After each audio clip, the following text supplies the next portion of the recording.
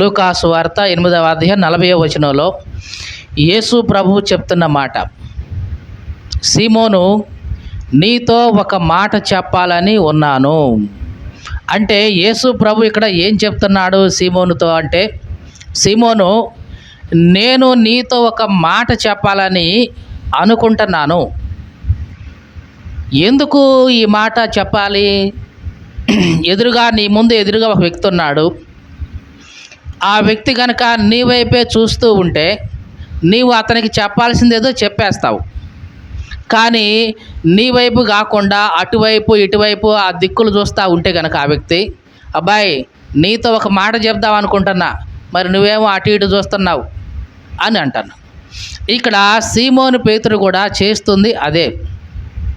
ఏమంటున్నాడు యేసు ప్రభువు అంటే, సీమోను, నీతో ఒక మాట చెప్పాలని అనుకుంటున్నాను అన్నాడు.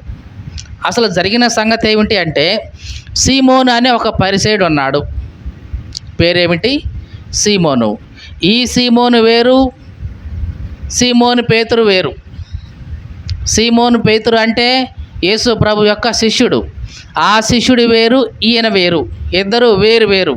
సీమోను అని ఉన్నంత మాత్రాన ఈయన కూడా యేసు ప్రభు శిష్యుడు అనుకోకూడదు. ఈయన ఒక పరిసయ్యుడు. ఈ పరిసయ్యుడు యేసు ప్రభువుని గురించి విన్నాడు. యేసు ప్రభు అద్భుతాలు చేస్తున్నాడు, మంచిగా బోధిస్తున్నాడు. ఇవన్నీ కూడా విని ఈయన అనుకున్నాడు, బహుశా రాబోయే ప్రవక్త ఈయనేమో. అసలు ఈయన కాదా, ఒక్కసారి ఇంటికి తెచ్చుకొని అడిగి పరీక్షించుకుందాం అనుకున్నాడు. ఆ ప్రవక్త, ఏ ప్రవక్త అంటున్నాం? ఆ ప్రవక్త. ఏ ప్రవక్త అంటే రాబోయే ప్రవక్త. ఎందుకంటే దేవుడు ఒకప్పుడు మోషే ద్వారా ఒక మాట సెలవిచ్చాడు, నేను మీ సహోదరుల నుండి నాలాంటి ఒక ప్రవక్తను పుట్టిస్తాను. ఎవరైతే అతని మాట వింటారో, ఆయన మాట వింటారో వాళ్ళు బ్రతుకుతారు, వాళ్ళు జీవంలోకి ప్రవేశిస్తారు, వాళ్ళు పరలోకంలో ప్రవేశిస్తారు. అతని మాట కనుక వినకపోతే వాడు నశించిపోతాడు, నరకానికి వెళ్ళిపోతాడు అని మోషే కాలంలో దేవుడు ఎప్పుడో మోషే ద్వారా సెలవిచ్చాడు. మీకు అర్థమైందండి? ఆ ప్రవక్త అంటే రాబోయే ప్రవక్త. మోషే ద్వారా ఏవైతే దేవుడు చెప్పించాడో ఆ ప్రవక్త గురించి మాట్లాడుకుంటున్నారు. అంటే ఇశ్రాయేలు అందరూ కూడా ఆ ప్రవక్త కోసం ఎదురు చూస్తూ ఉంటారు. అంటే ఆ ప్రవక్త వస్తే, ఆ ప్రవక్త మాటలు వింటే మా పాపం తొలగిపోద్ది, ఇక మేము పరలోకానికి వెళ్తాం అని ఆ ప్రవక్త కోసం అందరూ ఎదురు చూస్తూ ఉన్న సమయం అది. యేసు ప్రభు గురించి విన్నాడు. విన్నప్పుడు యేసు ప్రభు అద్భుతాలు చేస్తున్నాడు, ఆశ్చర్యకార్యాలు చేస్తున్నారు, స్వస్థ క్రియలు జరిగిస్తున్నాడు. ఇవన్నీ విని ఈ సీమోన్ అనే పరిసయ్యుడు అసలు నిజంగా రాబోయే ప్రవక్త అంటే మోషే చెప్పిన ప్రవక్త ఈయనో కాదో ఒకసారి తెలుసుకుందాం, పరీక్షించుదాం అని యేసు ప్రభు దగ్గరికి వచ్చి ఒకరోజు, నాయనా రేపు మీరు మీ శిష్యులు కలిసి మా ఇంటికి భోజనానికి రావాలయ్యా అని అడిగాడు. ఎందుకు రావాలి భోజనానికి అని ఏమి అడగలేదు. యేసు ప్రభుకు తెలుసు తన హృదయంలో ఏముందో. సరే వస్తామని యేసు ప్రభు అన్నాడు. ఇక తెల్లారిన తర్వాత యేసు ప్రభు 12 మంది శిష్యులు ఆ సీమోని ఇంట్లోకి వచ్చేశారు. ఇక వచ్చిన తర్వాత అందరూ కూడా భోజనానికి సిద్ధంగా కూర్చున్నారు. ఈ రోజుల్లో భోజనాలు అంటే ఎట్లా ఉంటాయి? చుట్టూ ఆకేసి భోజనం పెడతారు, లేదా టేబుల్ వేసి భోజనం పెడతారు. కానీ ఆ రోజుల్లో భోజనపు పరుపు ఉండేది.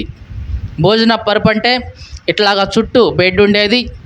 ఆ బెడ్ మీద కూర్చునేవాళ్ళు, అటు దిండు ఉండేది, చక్కగా ఇట్లాగా వంచి తినేవాళ్ళు.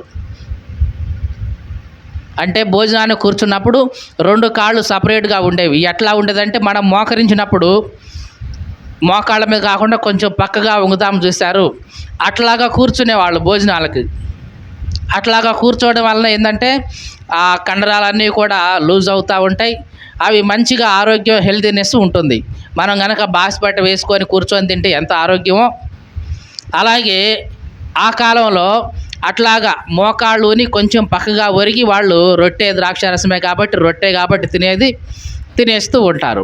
ఆ రకంగా భోజనానికి అందరూ కూడా అట్లాగా కూర్చున్నారు. అలా కూర్చున్న సమయంలో ఒక ఆమె వచ్చింది. ఆమె ఎవరు అంటే ఆ ఊరిలో ఉన్న ఒక స్త్రీ. ఎటువంటి స్త్రీ అంటే పాపాత్మురాలైన స్త్రీ. ఆ రోజుల్లో పాపాత్ములు అని ఎవరిని అనేవాళ్ళంటే ఎవరైతే వ్యభిచారంలో జీవిస్తున్నారో అట్లాంటి స్త్రీలను ఏమనేవాళ్ళంటే పాపాత్మురాలు అని పిలిచేవాళ్ళు. పాపాత్మురాలు అనగానే అందరికీ అర్థమయ్యేది, ఓహో ఈ స్త్రీ వ్యభిచారంలో జీవిస్తున్న స్త్రీ అని. అట్లాంటి ఒక స్త్రీ యేసు ప్రభు దగ్గరికి వచ్చింది.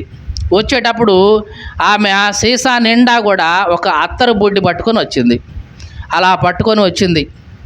యేసు ప్రభు ఎక్కడున్నాడో చూసింది. అలా చూసి యేసు ప్రభు పాదాల దగ్గరికి వెళ్ళిపోయింది. వెళ్ళి ఆ పాదాల మీద కన్నీళ్లతో తడిపేస్తూ ఉంది. కన్నీళ్లతో పాదాలు తడిపేసిందంటే ఎన్ని కన్నీళ్లు గార్చిందో ఒక్కసారి అర్థం చేసుకోండి. చౌదా ఈ మాటలన్నీ ఒకసారి పైనుంచి 36వ వచనం. పరిసయ్యుల్లో ఒకడు తనతో కూడా భోజనము చేయవలనని ఆయన అడిగాను.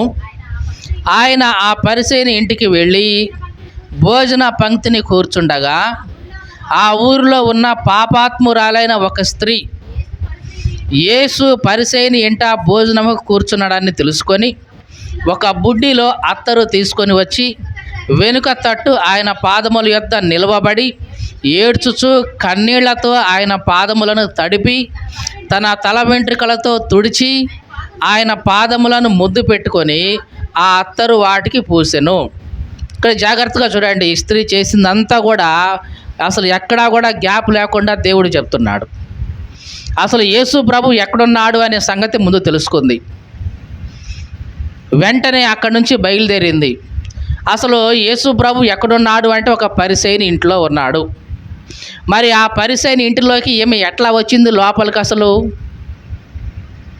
అట్లాంటి స్త్రీని ఎవరు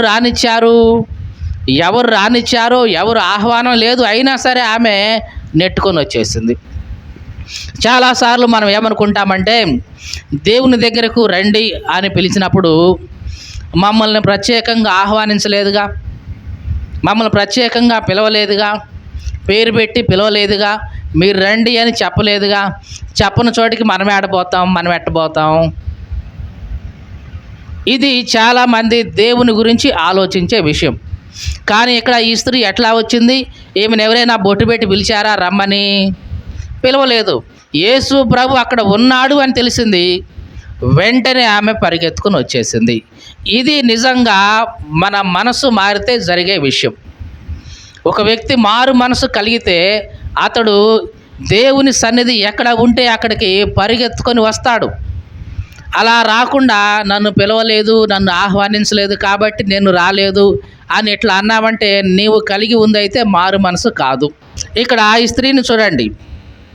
యేసు ప్రభు అక్కడ ఉన్నాడని తెలుసుకుంది. వెంటనే అత్తరు బుడ్డి తీసుకొచ్చింది. ఆయన పాదములను కన్నీళ్లతో తడిపింది. అక్కడ మాట జాగ్రత్తగా చూడండి. ఆయన పాదాలని ఎట్లా తడిపింది? నీళ్లు తెచ్చి తడపలేదు. పాదాలు తడవాలి అంటే కనీసం ఎన్ని నీళ్లు కావాలి? తడి చేయాలన్నా కనీసం చారండి నీళ్ళన్నా అవసరం కదా, కాస్త పైపైన తడి చేయాలన్నా కానీ. మరి అన్ని కన్నీళ్ళు ఆమె కళ్ళల నుంచి వచ్చేసాయి. అంటే అంతగా ఆమె తన పాపాన్ని గురించి రోధిస్తూ ఉంది. ఇది ఆమెలో కలిగిన మారు మనసు. అందుకనే తన పాపం యొక్క పశ్చాత్తాపం కోసం యేసు ప్రభు దగ్గరికి ఆమె పరిగెత్తుకొని వచ్చింది. ఏ ఆహ్వానం ఆమెకు అవసరం లేదు. నిజంగా మారు మనసు కలిగిన నీకు పాప క్షమాపణ కావాలి అనుకుంటే ఆహ్వానాలతో పని లేదు. ఎవరైనా పెళ్ళికైతే నీకు ఆహ్వానం కావాలి, ఫంక్షన్లకైతే ఆహ్వానం కావాలి. చాలాసార్లు మనం పెళ్ళిళ్ళకి ఫంక్షన్లకి ఆహ్వానాలు ఉన్నా లేకపోయినా మాత్రం పరిగెత్తుకొని పోతాం, ఎందుకంటే భోజనాలు ఉంటాయి కాబట్టి కదా. మరి దేవుని సన్నిధికి అట్లాగా రాము. దేవుని సన్నిధికి వస్తే ఏముంటుందండి? కాసేపు కూర్చొని రావటమే కదండి, విని రావటమే కదండి, ఇంకేముంటుందండి అనుకుంటాం. కానీ దానికంటే ఇది గొప్పది. ఎందుకు గొప్పది? అక్కడ నీకు దొరికే ఆహారం ఒక పూట తింటే అరిగిపోద్ది, ఇక అంతే, దానివల్ల ఏం ఉపయోగం లేదు. కానీ ఇక్కడ నీకు దొరికే ఆహారం ఉందే, జీవాహారం, దేవుని యొక్క వాక్యం అనే ఆహారం, ఆత్మీయ ఆహారం. ఇది తింటే నువ్వెప్పుడు కూడా చనిపోవు. ఇక చనిపోవు అంటే మళ్ళా పాపం వైపు వెళ్ళవు, మరలా దుర్మార్గం వైపు వెళ్ళవు, మరలా దుష్టత్వం వైపు వెళ్ళవు, మరలా నరకం వైపు వెళ్ళవు. అంటే నువ్వు జీవిస్తావు, ఎప్పుడూ జీవిస్తావు. కానీ ఆహారం తినేవాడు ఎప్పుడూ జీవిస్తాడా? జీవించడు. ఎందుకంటే తెల్లారేసరికి అరిగిపోద్ది ఆహారం. కానీ ఈ ఆహారం తింటే గనక నువ్వు ఎల్లప్పుడూ జీవిస్తావు. ఇది నిజంగా నువ్వు ఎంచుకోవాల్సింది. ఈ స్త్రీ యేసు ప్రభు దగ్గరికి వచ్చింది, కన్నీళ్లతో ఆయన పాదాలను తడుపుతుంది. ఎన్ని కన్నీళ్లు కార్చుంటుందో ఒక్కసారి ఆలోచించండి. ఎన్ని కన్నీళ్లు కార్చుంటుంది? కనీసం ఒక టీ గ్లాసు కన్నీళ్ళైనా వచ్చి ఉండాలి. 2 పాదాలు కనీసం తడవాలి అంటే, ఏది స్పాంజిలో ముంచి కనీసం తడపాలి అన్నా కనీసం ఒక టీ గ్లాసు, ఒక కప్ అయినా కావాల్సిందే కదా.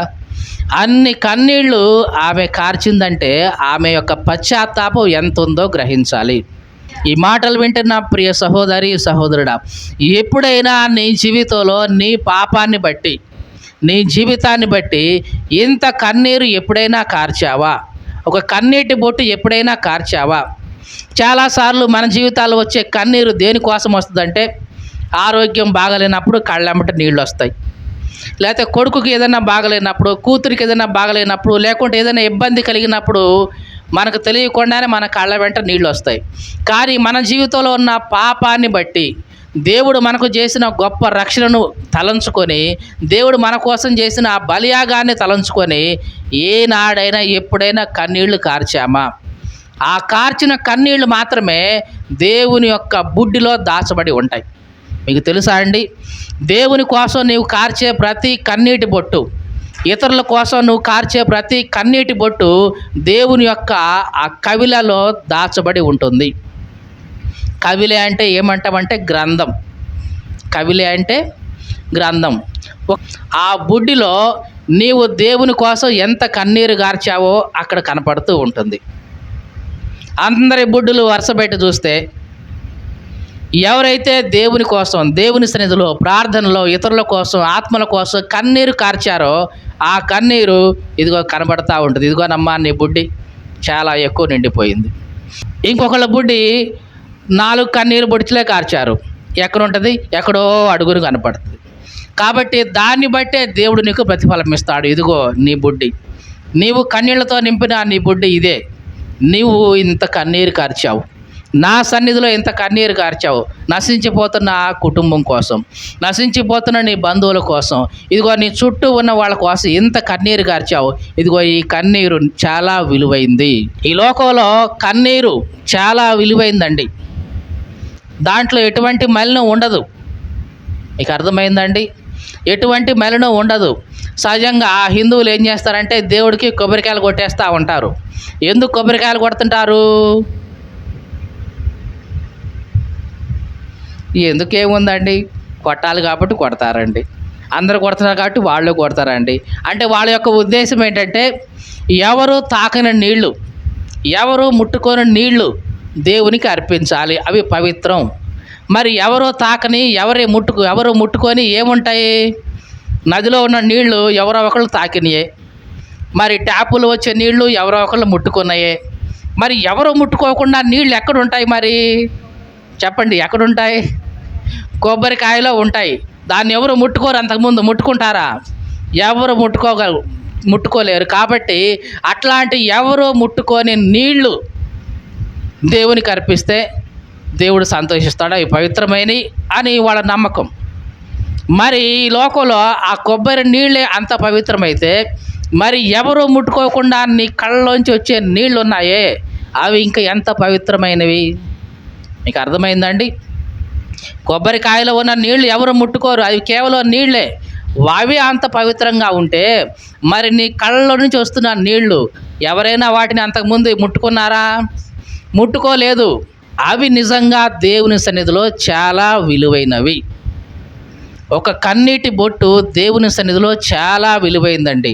ఆ కన్నీరు వస్తుందంటే దాని వెనకాల ఎంత పశ్చాత్తాపం ఉందో, ఎంత హృదయ వేదన ఉందో ఇవన్నీ దేవుడు స్పష్టంగా చూసేవాడు.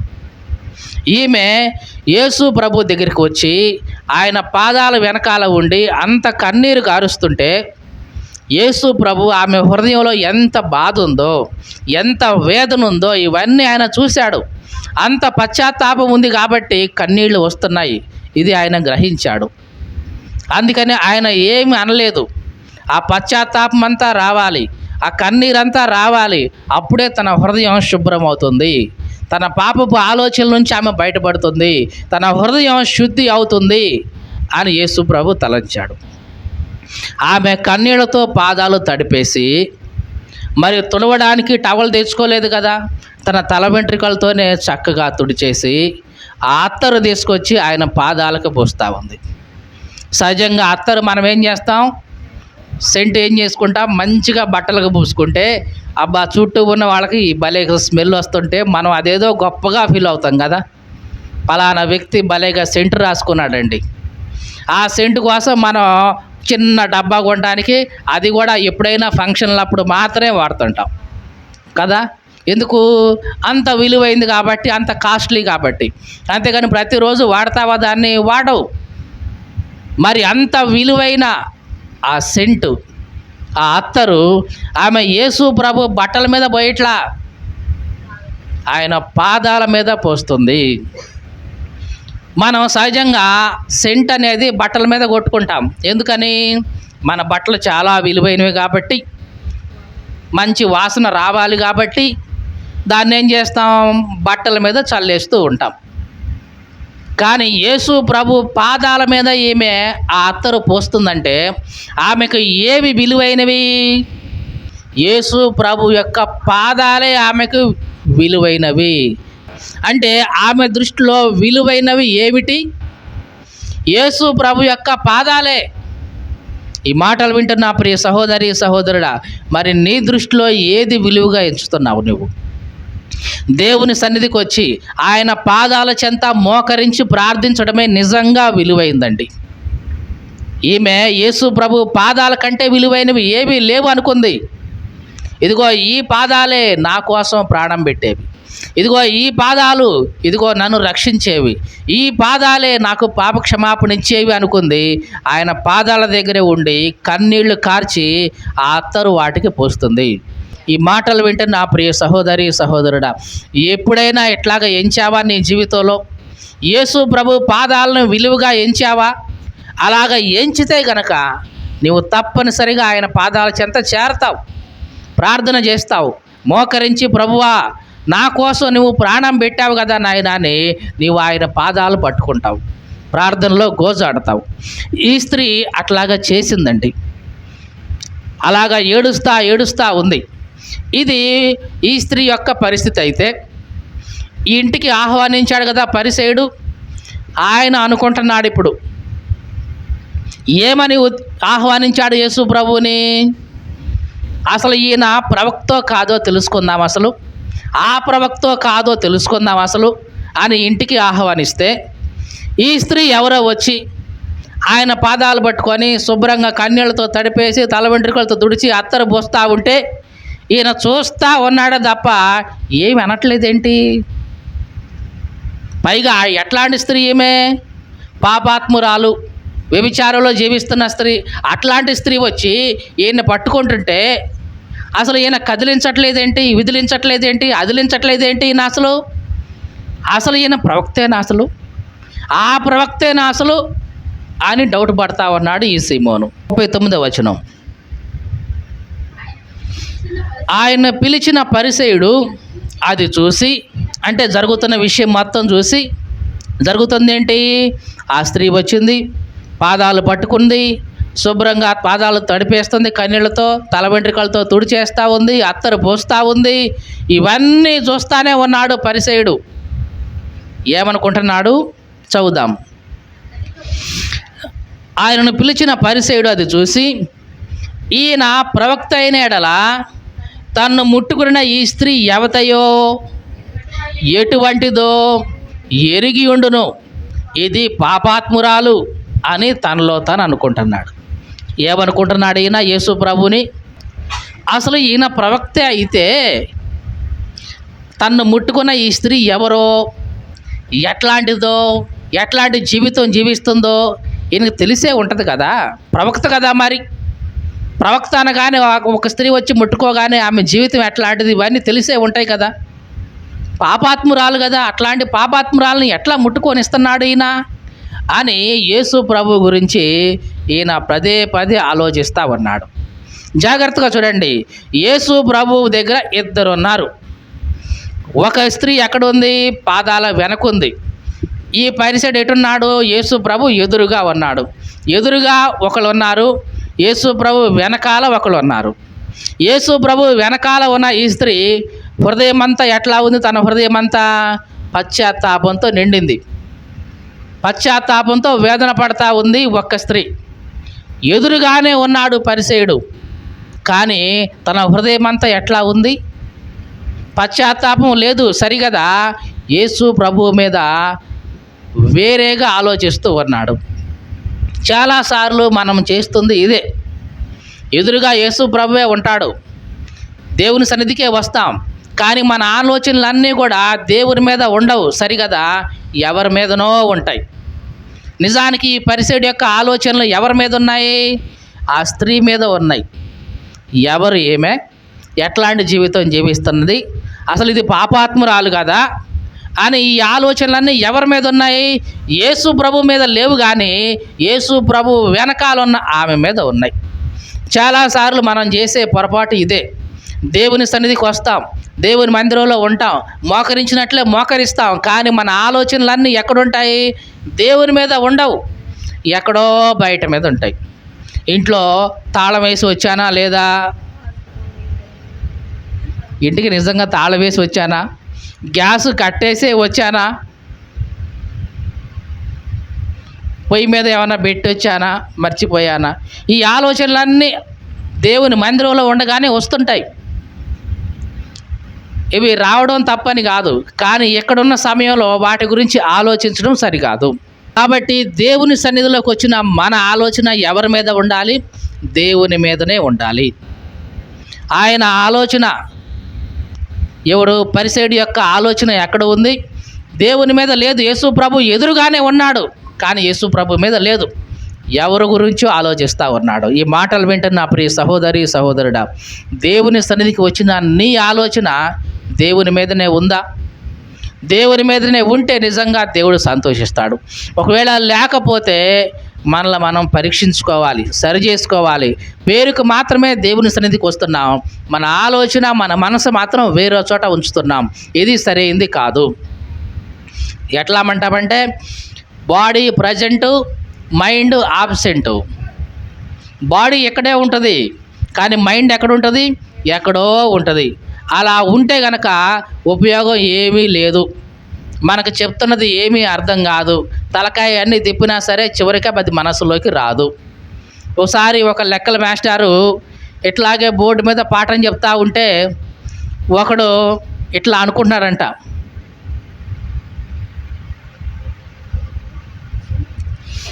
ఈ లెక్కల మాస్టర్ ఏమనుకున్నాడు? వీడు ఏళ్ళు చూపించి తలకాయ ఇటు అటు తిప్పుతా ఉన్నాడు, నేను చెప్పే లెక్క వీడికి బాగా అర్థమైంది, మైండ్లోకి బాగా ఎక్కిపోయింది అనుకొని సంతోషించాడు ఈయన. సంతోషించి ఆ లెక్క మొత్తం చెప్పడం అయిపోయిన తర్వాత, అరే నువ్వు లేరా, నీకు బాగా అర్థమైంది కదా అంటే, అర్థమైందండి, ఈ పాటికి 2 బడే ఉంటాయి అన్నాడు. నేను ఏమన్నాను, నువ్వు ఏం చెప్పావు అంటే వాడు వింతగా చూస్తున్నాడు. దేని గురించి ఆలోచిస్తున్నావురా, నిజంగా చెప్పు, నేను బోర్డు మీద లెక్క చెబుతుంటే నువ్వు ఇట్టా ఇట్టా ఇట్టా ఇట్టా అని తలకాయ తిప్పావు కదా, నేను చెప్తున్న లెక్క నీకు బాగా అర్థమై ఉంటుందని నేను అనుకున్నారా, మరి నువ్వు దేని గురించి ఆలోచించావురా అంటే వాడు అంటున్నాడు, పొద్దున్నే అండి ఆ ఏటోటినండి 2 వల్ల పెట్టానండి పిట్టల కోసం. దేనికోసం పెట్టాడంట? పిట్టల కోసం పెట్టానండి వల. ఈ పాటికి ఒక్కొక్క దాంట్లో కనీసం ఒకటైనా సరే అది వచ్చి ఆ పెట్ట దాంట్లో చిక్కునే ఉంటాయి. కనీసం 2 పెట్టలైనా పడే ఉంటాయండి. అంటే వాడు ఉంది ఎక్కడ? క్లాస్ రూమ్లో. వాడు మైండ్ ఎక్కడ ఉంది? ఆ ఏటొడిన పెట్టినా పిట్టలకు పెట్టినా వాళ్ళ మీద ఉంది. మరి వాడికి ఏమైనా అర్థమైందా చెప్పిందంటే ఏమీ అర్థం కాలేదు. చాలాసార్లు క్రైస్తవులుగా మన పరిస్థితి కూడా ఎట్లాగే ఉంటుంది. ఎదురుగానే ఉంటాం, కానీ మన మనసంతా ఎక్కడో ఉంటుంది. అందుకనే మనం చెప్తున్నది ఏమీ అర్థం కాదు. అర్థమైనట్టే తలకాయ ఊపుతాం. చివరికి అమ్మ ఏం అర్థమైందంటే ఏమో ఏం చెప్పాడమ్మా అయ్యగారు? బాగా చెప్పాడు. ఏం చెప్పాడమ్మా? చాలా బాగా చెప్పాడు ఈరోజు. ఏం చెప్పాడమ్మా? భలే కుదిరింది ఈరోజు. అంతేగాని ఒక్క మాట, ఇదిగో పలానా మాట గురించి చెప్పాడు, పలానా వాక్యం చెప్పాడు అని ఈ మాట మాత్రం మనం వాడం. కాబట్టి అంటే మనసు అయితే ఎక్కడో ఉంది, శరీరం మాత్రమే ఎక్కడ ఉంటుంది. ఈ సీమోని యొక్క పరిస్థితి కూడా ఇట్లాగే ఉంది. ఎదురుగా యేసు ప్రభు ఉన్నాడు, తన మనసంతా ఎవరి మీద ఉంది? ఆ స్త్రీ గురించి ఆలోచిస్తూ ఉన్నాడు. అందుకనే వెంటనే సీమోనుతో యేసు ప్రభు అంటున్న మాట ఇదే: సీమోను, నీతో ఒక మాట చెప్పాలి. నీ ఆలోచన అంతా అక్కడ ఎక్కడ పెడుతున్నావు, నా మీద పెట్టు.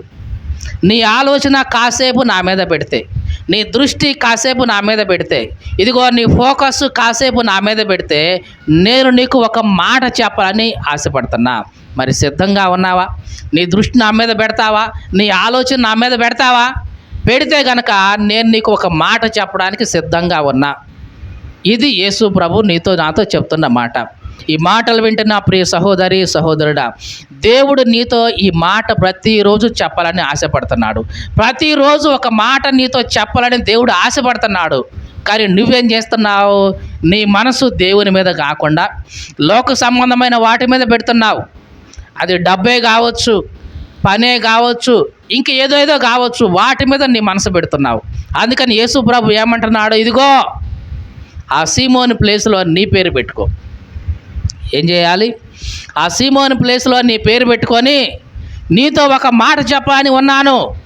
మరి నువ్వేమో నా మీద ఆలోచన పెట్టట్లా, నీవేమో నా మీద దృష్టి పెట్టట్లేదు. మరి నీతో ఎట్లా చెప్పేది మాట? ప్రతిరోజు నీకు ఒక మాట చెప్పాలని ఆశపడుతున్నా. అది నీ గురించే కావచ్చు, నీ కుటుంబం గురించే కావచ్చు, నీ పిల్లల గురించే కావచ్చు, నీ భవిష్యత్తు గురించే కావచ్చు, నీ భర్త గురించే కావచ్చు, నీ భార్య గురించే కావచ్చు.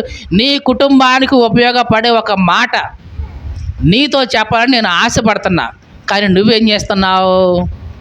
నీ ఆలోచన నా మీద పెట్టట్లా, నీ మనసు నా మీద పెట్టట్లా, ఎక్కడెక్కడో పెడుతున్నావు. నేనేమో మాట చెప్పడానికి ఇదిగో ఎదురు చూస్తా ఉన్నా. ఇంతే కదా జరుగుతుంది. ఈ మాటలు వింటే నా ప్రియ సహోదరి సహోదరుడా, ప్రతిరోజు దేవుడు నీతో మాట్లాడాలని ఆశపడుతున్నాడు. మరి మానవుడిగా నువ్వేం చేస్తున్నావో తెలుసా? నీ మనసు దేవుడి మీద కాకుండా లోకంలో ఉన్న వేటి మీదనో పెడుతూ వస్తున్నావు. అందుకనే దేవుడు నీతో ఒక మాట కూడా చెప్పలేకపోతున్నాడు. దేవుని యొక్క మనసు ఏమిటంటే, దేవుని యొక్క తత్వం ఏమిటంటే, ఆయన నీతో మాట్లాడేవాడు. ఎట్లాంటి వాడు? మాట్లాడేవాడు. మీరు ఆదికాండం మొదటి నుంచి మీరు చూస్తున్నాండి. మొదటి వచనంలో ఏమవుతుంటుంది? ఆదికాండం 1వ అధ్యాయం 1వ వచనంలో, ఆది యందు దేవుడు భూమి ఆకాశాలను సృజించెను. భూమి ఎట్లా ఉంది? నిరాకారంగాను శూన్యంగాను ఉంది. తర్వాత వచనంలో ఏమి రాయబడి ఉంది? చీకటి అగాధ జలముల మీద కమ్మి ఉంది. దేవుని ఆత్మ జలముల పైన అల్లాడుతుంది. దేవుడు వెలుగు కమ్మని పలుకగా వెలుగు కలిగెను. వెలుగు మంచిదైనట్లు దేవుడు చూచెను. దేవుడు వెలుగును చీకటిని వేరుపరిచాడు. అస్తమయమును ఉదయమును కలగగా మొదటి దినమాయెను. అంటే మొదటి దినమున దేవుడు ఒక మాట పలికాడు. ఏ మాట అది? వెలుగు కమ్ము. మొదటి రోజు ఒక మాట పలికాడు. తర్వాత మీరు చదువుకుంటూ వెళితే 2వ రోజు మాట పలికాడు, 3వ రోజు మాట పలికాడు, 4వ రోజు మాట పలికాడు, 5వ రోజు మాట పలికాడు, 6వ రోజు కూడా మాట పలకడం మాత్రమే కాకుండా చేయి కూడా దేవుడు కలిపాడు ఆ రోజు. ఇలాగా ప్రతిరోజు ఒక మాట దేవుడు పలుకుతూ వచ్చాడు. ప్రతిరోజు ఒక అద్భుతం జరిగి ఈ సృష్టి తయారైంది. దేవునికి స్తోత్రం కలుగును గాక. హల్లెలూయా. అంటే దేవుడు మాట పలికిన ప్రతిసారి ఒక అద్భుతం జరుగుతూ వచ్చింది. అవునా కాదా? వెలుగు కమ్ము అని పలికాడు, వెలుగు వచ్చేసింది. తరువాత ఇదిగో పక్షులు కలుగును గాక అన్నాడు, పక్షులు వచ్చేసాయి. జలరాశులు కలుగును గాక అన్నాడు, జలరాశులు వచ్చేసాయి. తర్వాత జంతువులు కలుగును గాక అన్నాడు, జంతువులు వచ్చేసాయి. ఇలాగా దేవుడు పలికే ప్రతిసారి ఒక అద్భుతం అనేది జరుగుతూ వచ్చింది. దేవునికి స్తోత్రం కలుగును గాక. హల్లెలూయా. ఈ మాటలు వింటున్న నా ప్రియ సహోదరి సహోదరుడా, దేవుడు నీ జీవితంలో కూడా నీతో ఒక మాట పలకాలని ఆశపడుతున్నాడు. దేవుడు గనక నీతో మాట పలికితే నీ జీవితంలో అద్భుతాలు జరుగుతాయి. మళ్ళీ చెప్తున్నానండి, దేవుడు కనుక నీతో ఒక మాట పలికితే ఆ దినము నీ జీవితంలో అద్భుతం జరుగుతుంది. దేవుడైతే ప్రతిరోజు నీతో ఒక మాట పలకాలని సిద్ధంగానే ఉన్నాడు. కానీ నీవు సిద్ధంగా ఉన్నావా వినడానికి? నీవు గనక దేవుడు పలికే మాట వింటే గనక, ఆ మాట రిసీవ్ చేసుకుంటే గనక నీ జీవితంలో అద్భుతాన్ని దేవుడు చేస్తాడు. అలాగా దేవుడు ప్రతిరోజు నీతో ఏదో ఒక మాట పలకాలని, నీ జీవితంలో ఏదో ఒక అద్భుతం సృష్టించాలని దేవుడు ఆశపడుతుంటే మరి నువ్వేం చేస్తున్నావో తెలుసా? ఈ పరిసయ్యుడిలాగా యేసు ప్రభు మీద దృష్టి పెట్టకుండా, దేవుడి మీద దృష్టి పెట్టకుండా నీ ఆలోచన అంతా లోకంలో ఉన్న వేటి మీదనో దృష్టి పెడుతున్నావు. అది నీ పని బాటలు కావచ్చు, నీ ఉద్యోగం కావచ్చు, నీ వ్యాపారం కావచ్చు, ఆ డబ్బు కావచ్చు, ఇంకా వేటి మీదనో నీ మనసు పెట్టి చివరికి దేవుడి మాట నువ్వు వినకుండా దాటేస్తున్నావు. అలాగా నీ జీవితంలో అద్భుతాలు చూడకుండా అట్లాగే డొల్లిస్తూ ఉన్నావు నీ జీవితాన్ని. జాగ్రత్త. కాబట్టి ఈ సీమోను పరిసయ్యుడిలాగా మన ఆలోచన బయట మీద కాకుండా ఈ దేవుడి మీద పెడదాం. దేవుడు మనతో చెప్పే ఆ మాట మనం ఆలకిస్తే, ఆ మాట మనం వింటే మన జీవితంలో కూడా దేవుడు అద్భుతాలు చేస్తాడు. దేవునికి స్తోత్రం కలుగును గాక. హల్లెలూయా. కాబట్టి మనలను మనం పరీక్షించుకుందాం. మన ఆలోచన, మన మనసు దేవుడి మీద పెడుతున్నామా, లేక వేటి మీద పెట్టి మన సమయాన్ని వృధా చేసుకుంటున్నామా? పరీక్షించుకుందాం.